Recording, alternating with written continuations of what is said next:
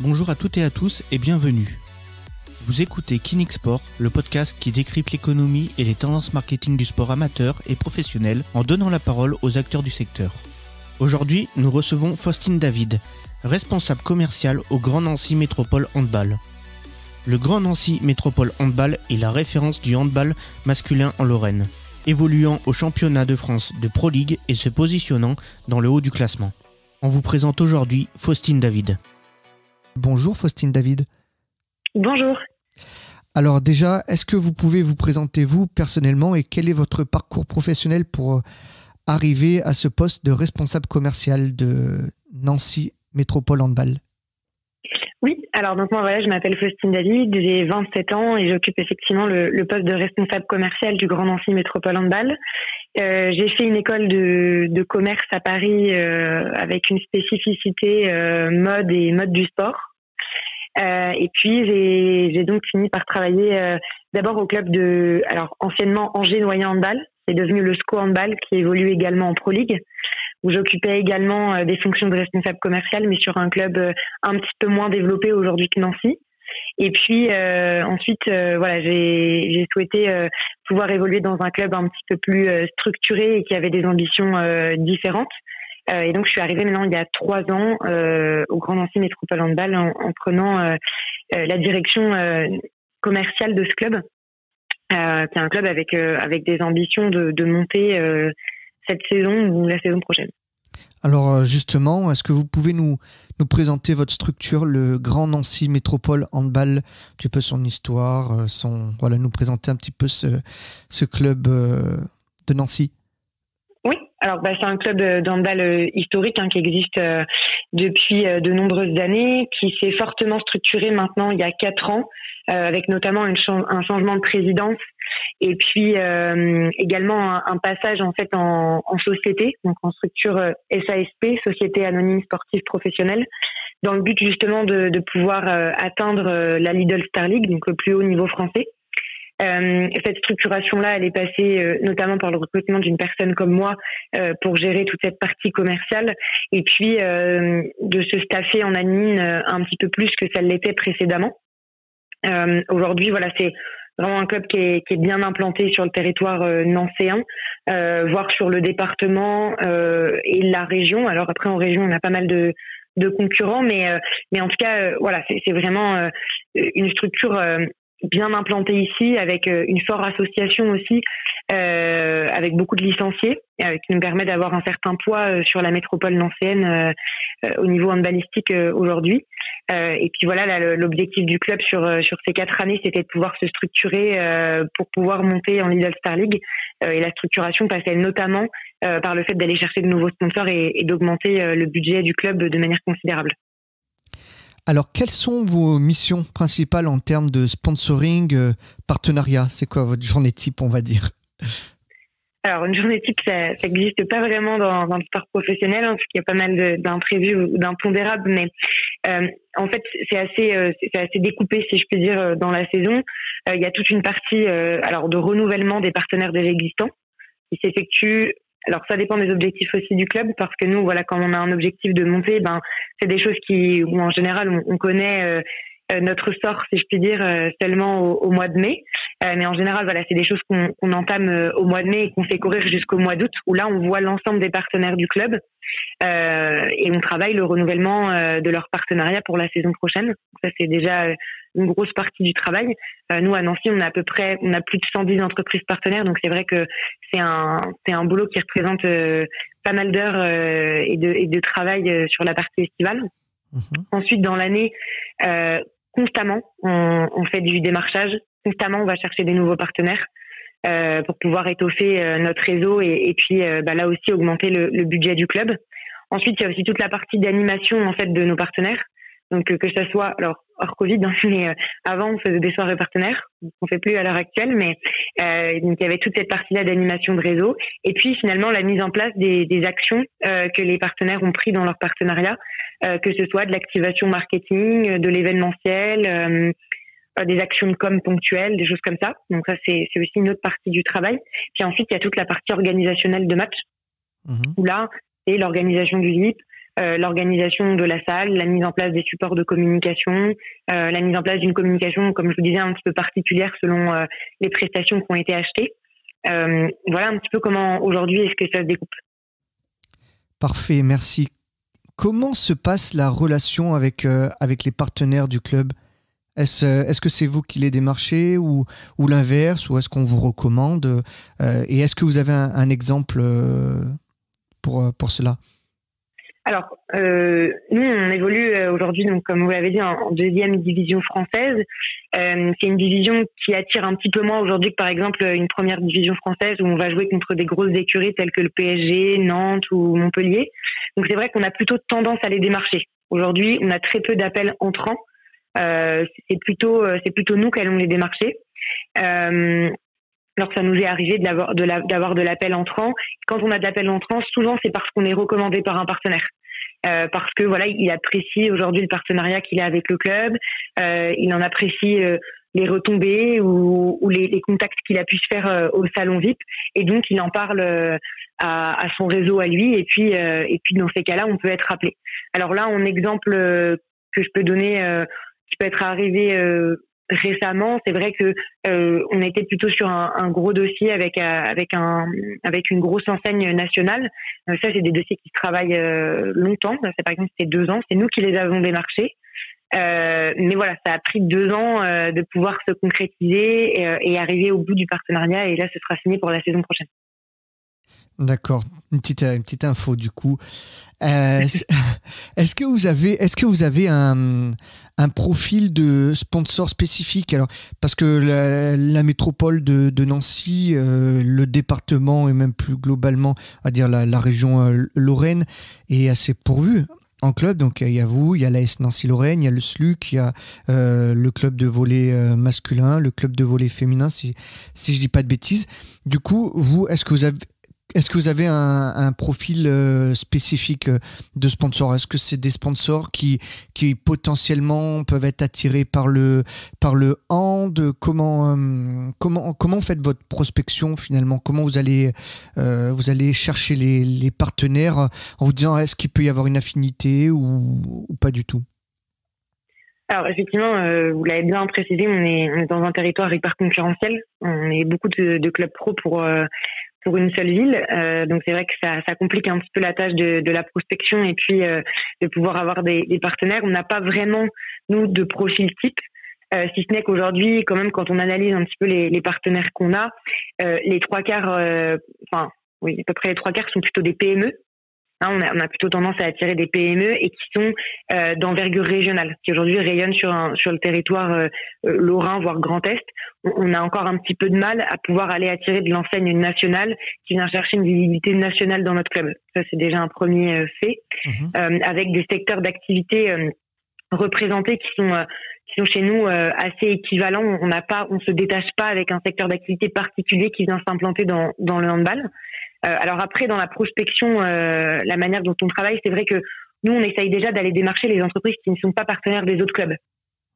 Parce que quand on a déjà noué un partenariat avec un club, on a déjà effectivement créé des affinités. On a peut-être une affinité plus ou moins avec le sport, avec les personnes qui travaillent, avec je sais pas, l'historique du club ou autre. Donc c'est vrai qu'on a tendance déjà à aller chercher les entreprises qui sont pas forcément partenaires de ces clubs-là, parce que peut-être qu'elles n'ont pas encore eu recours au sponsoring, peut-être que c'est pas des choses qu'elles ont pu entrevoir à l'heure actuelle, et on essaye nous de pouvoir aller vendre ça. Après, on travaille sur. C'est vrai que nous on travaille pas mal de manière géographique, si je puis dire, par secteur. On essaye de prospecter un secteur de Nancy, une zone commerciale, une zone industrielle, sur laquelle on va aller voir les entreprises. Et puis après, c'est pas mal, effectivement, comme on disait tout à l'heure, de bouche à oreille, de relationnel qu'on va faire, d'une personne qu'on a rencontrée là, ou de quelqu'un dont on a entendu parler, qu'on va appeler pour parler de notre club. Et puis après, il y a aussi des partenaires qui sont aujourd'hui partenaires de clubs amateurs de handball, dont on sait qu'ils ont une forte affinité du coup avec le sport.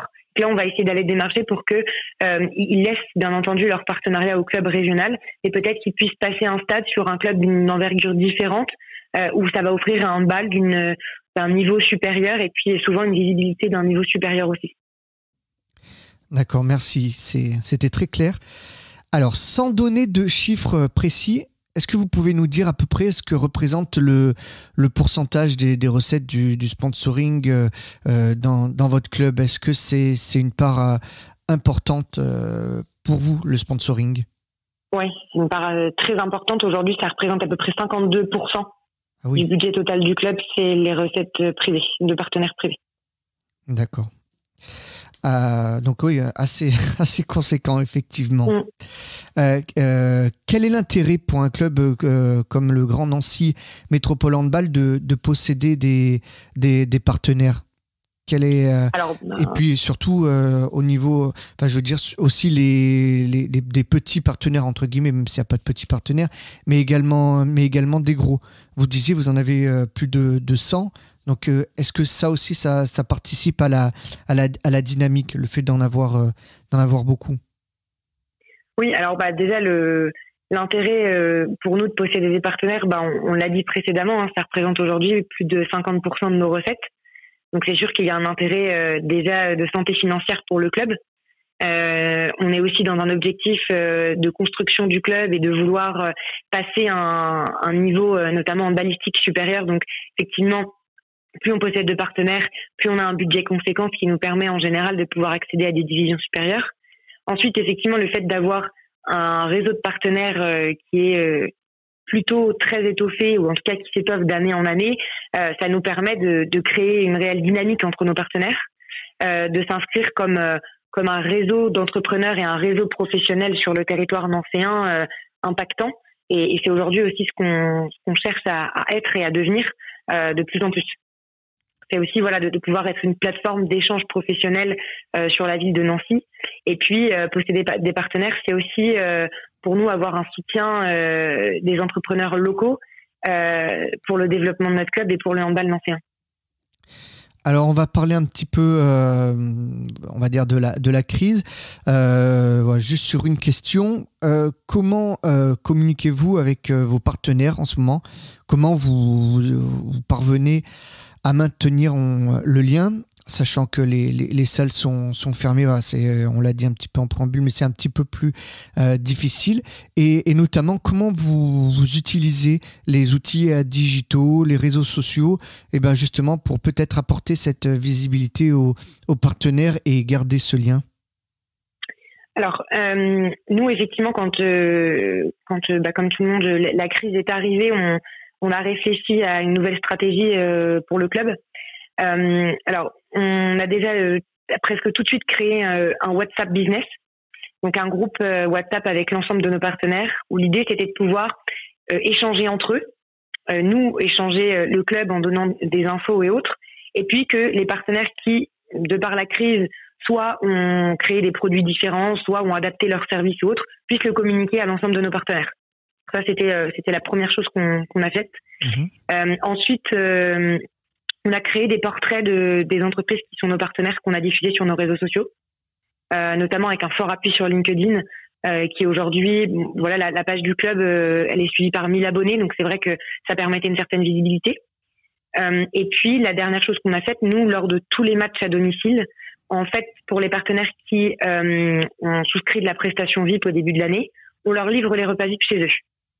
D'accord. Et puis, on a, comme là l'ensemble des clubs, procédé à la retransmission en live de nos matchs sur nos réseaux sociaux. Du coup, on invite nos partenaires à pouvoir regarder le match depuis chez eux, et puis à pouvoir profiter d'un petit moment convivial chez eux avec le repas VIP qu'on leur livre. Donc aujourd'hui, en fait, on n'a pas vraiment perdu le lien avec nos clients, parce que lors des livraisons, finalement, on les voit tous les 15 jours. Donc ça nous permettait à la fois de leur maintenir une prestation, mais aussi de les voir. Et puis le WhatsApp Business ou les réseaux sociaux nous permettent là aussi de garder un lien. Enfin, pour les partenaires qui, eux, avaient acheté de la prestation de visibilité, on a remodelé certaines de nos prestations parce que, par exemple, il y avait des partenaires qui avaient opté pour de la visibilité dans les salons VIP ou des choses comme ça, donc qui, du coup, de par la retransmission, ne sont pas visibles. Eh bien, on les a basculés sur d'autres produits de visibilité, par exemple le bandeau LED, qui là est visible lors de tous les matchs retransmis à la télé. D'accord, donc vous êtes vous êtes adapté un petit peu à cette situation et justement, est-ce que cette adaptation dans un avenir proche, le plus tôt possible, on espère quand ça va reprendre normalement, est-ce que ça va vous servir selon vous, voilà, on va dire s'il y avait un bon côté à garder, est-ce que ce serait ça? Voilà tout ce que vous avez réussi à mettre en place pour vous adapter et pour garder le lien avec les partenaires. Et est-ce que ça peut vous servir pour l'avenir? Est-ce qu'il y a des choses que vous allez garder même quand le public pourra revenir en salle et que tout redeviendra normal? Alors, est-ce qu'il y a des choses qu'on va garder? Pour l'instant, je le sais pas encore parce que je sais pas dans quel contexte on pourra revenir plus ou moins à une situation dite normale. En tout cas, il y a des choses type le WhatsApp Business qu'on n'enlèvera pas parce qu'on se rend compte que ça a permis beaucoup d'échanges entre nos clients et puis ça leur a permis eux-mêmes de garder un lien, notamment quand ils supportaient l'équipe derrière leurs écrans. Donc ça, c'est sûr que c'est des choses, par exemple, qu'on va garder. Par contre, c'est vrai que cette situation, c'est quelque chose duquel on en retire du bon, du positif. Honnêtement, ça nous a poussé à sortir de notre zone de confort fortement.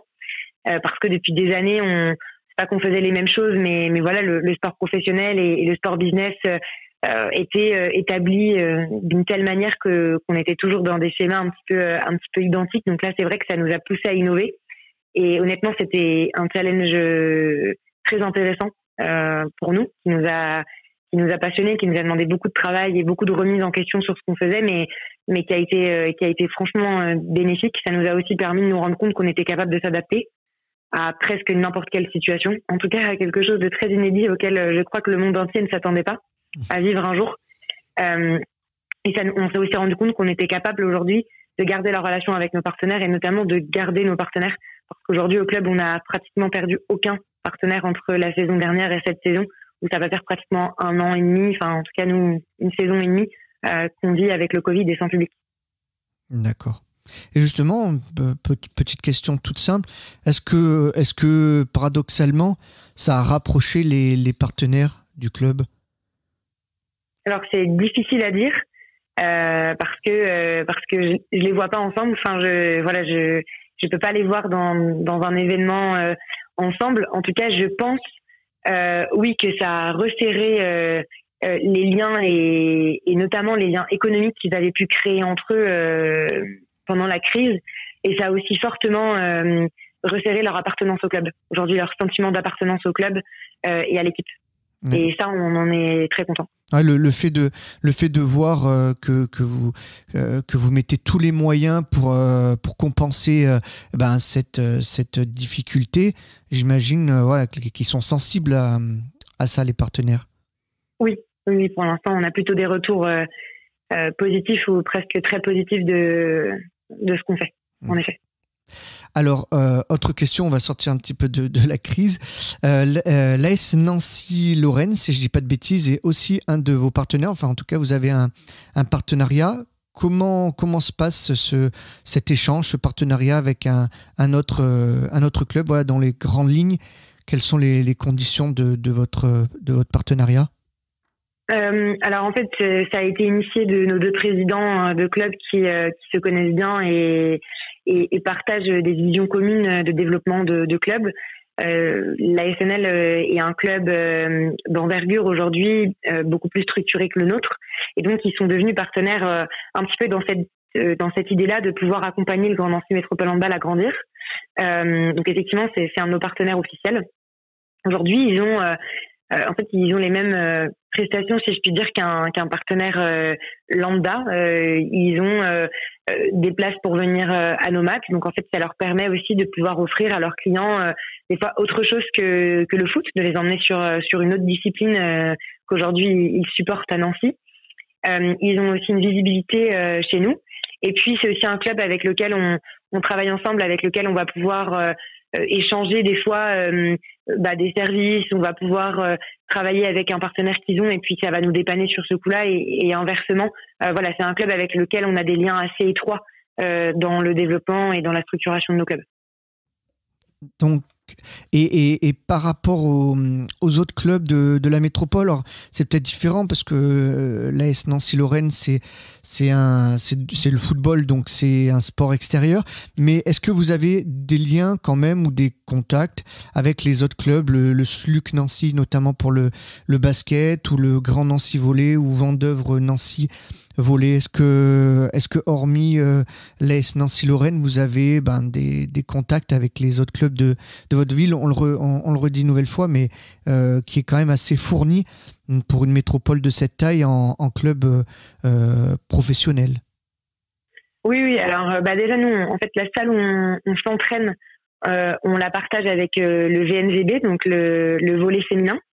Donc, effectivement, c'est un club avec lequel on a des échanges très réguliers, avec lesquels on a une entente très bonne, notamment pour s'arranger sur des créneaux d'entraînement, quand on fait des manifestations dans la salle, etc. Donc, et c'est un club aussi avec lequel on échange beaucoup.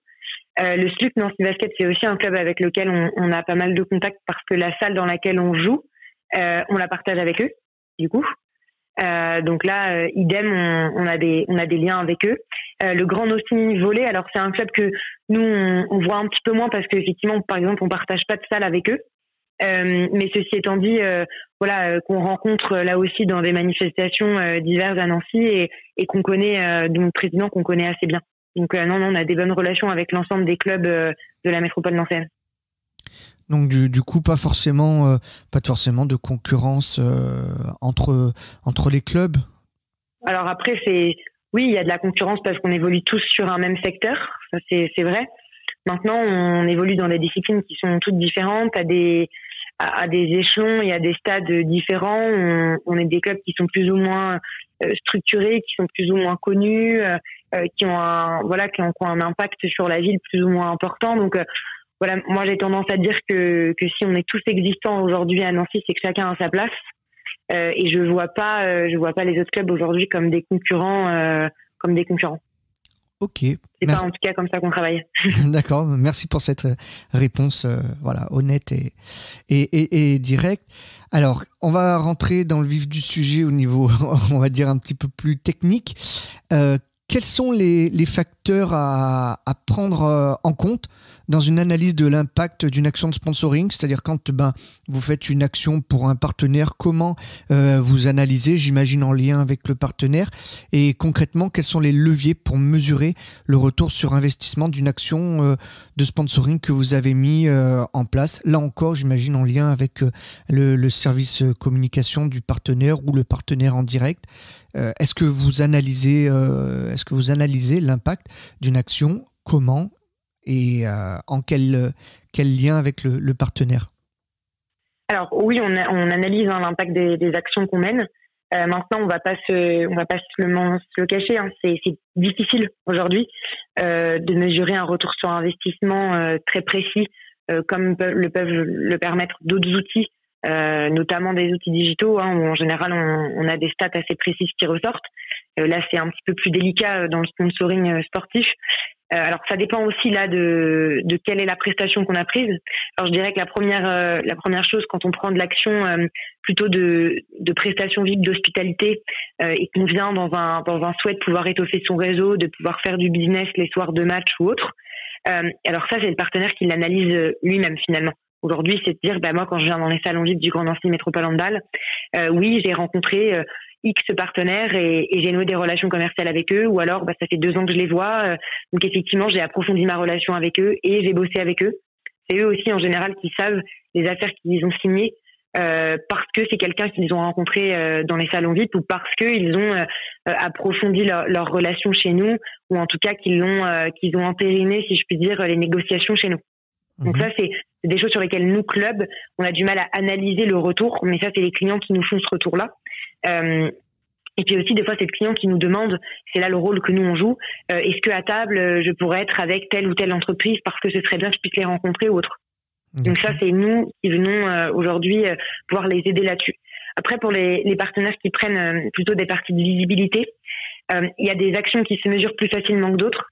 Par exemple, on peut mettre en place une action avec notamment une offre promotionnelle chez le partenaire.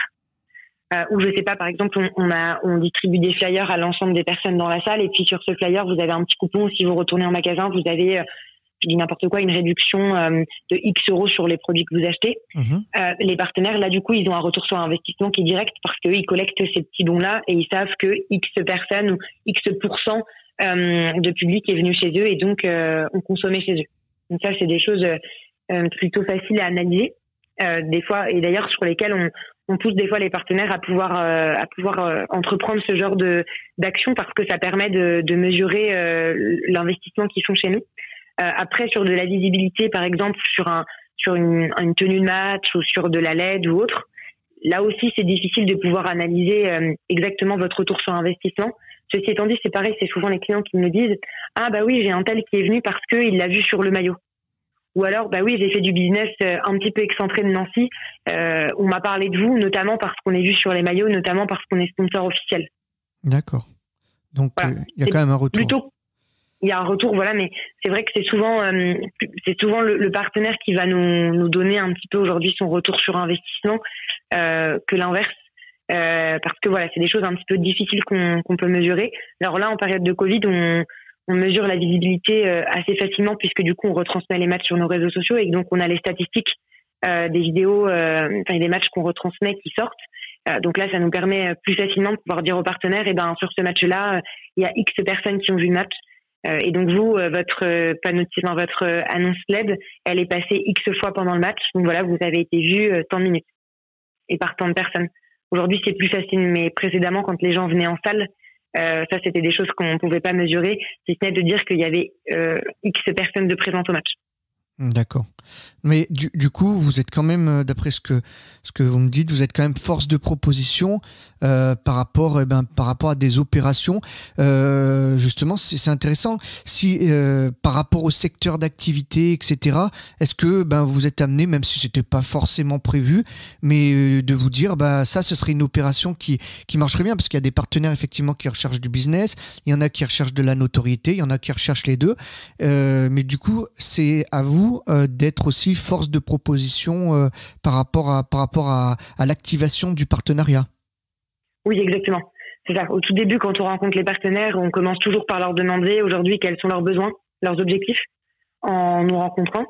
Et c'est là qu'on analyse et que nous, on va leur proposer plutôt certains produits que d'autres parce qu'on estime que pour leurs objectifs, c'est le meilleur moyen de pouvoir y parvenir avec le produit proposé. Quelqu'un aujourd'hui, comme je vous disais par exemple, qui me dit moi aujourd'hui je me lance dans mon activité, j'aimerais me faire connaître sur le territoire nancéen. C'est plutôt et par exemple il fait du produit destiné aux professionnels, on va plutôt lui proposer de pouvoir venir sur du salon VIP pour rencontrer les partenaires, ou alors de faire de la visibilité, mais uniquement dans les salons VIP parce qu'il s'adresse aux partenaires. Quelqu'un qui ne s'adresse pas du tout aux professionnels et dont la clientèle est complètement B2C, on va pas aller sur des prestations comme ça. On va plutôt aller sur de la prestation dans la salle, de la visibilité dans la salle, et puis selon l'envergure qu'a l'enseigne, ou alors selon ses objectifs précis, on va ajuster d'aller sur un sticker terrain parce que c'est une grosse visibilité et puis tout le monde va le voir à chaque fois, ou alors il cherche de la visibilité nationale, on va peut-être aller sur de l'équipement parce que lorsque les joueurs se déplacent, ils sont vus partout en France. Ou alors, on va aller sur de l'activation marketing, sur une opération événementielle à 1, 2 ou 3 reprises dans la saison, où là, on va faire un gros coup de com, et où ils vont remettre des goodies, où ils vont faire une opération promotionnelle dans leur magasin en lien, ou voilà, il y a plein de choses qui existent. Et c'est vrai qu'on adapte vraiment aujourd'hui aux besoins des entreprises quand elles viennent au club. D'accord. Merci en tout cas Faustine David d'avoir répondu à nos questions et on vous souhaite une bonne continuation pour le grand Nancy Métropole Handball donc, qui évolue en Pro League. C'est la 2e division mais avec l'objectif de monter en Lidl Star League. C'est comme ça qu'on appelle la première division de handball, c'est ça ? Oui, c'est ça. C'est ça, exactement. Merci beaucoup de m'avoir sollicité également pour cet entretien. C'est très plaisant. Merci beaucoup. Un grand merci à Faustine David. Retrouvez le Grand Nancy Métropole Handball sur le www.gnmhb.fr, mais également sur les réseaux sociaux. C'était Kinix Sport, le podcast qui décrypte l'économie et les tendances marketing du sport amateur et professionnel, en donnant la parole aux acteurs du secteur. Encore une fois, merci de nous avoir écoutés. On se retrouve très vite pour un prochain épisode. Et en attendant, retrouvez-nous sur sport.kinic.fr. À bientôt.